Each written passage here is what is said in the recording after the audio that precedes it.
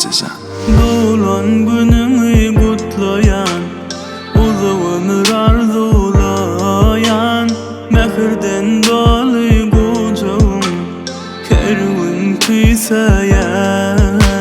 Gözlerimin göreceksen, yüreğimin kuvancı sen. Her seferin bizeysen, mehrivanım uzak yaşa sen.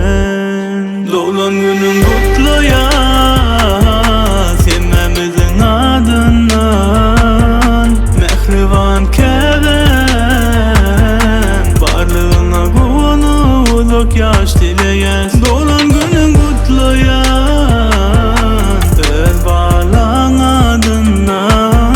Mehrivanım keben, aşkalamın adından kutluya.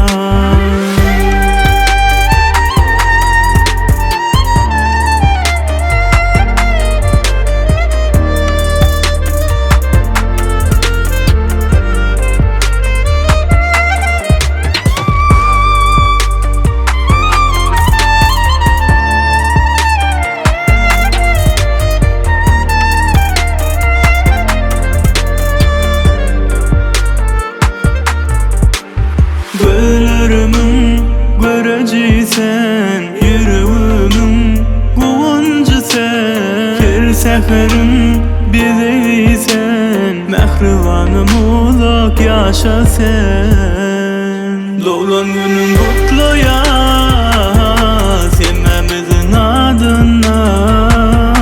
Mehrivan keben, varlığına kuvanu uzak yaş dileyen. Doğulan günün kutluya, öz bağlan adından.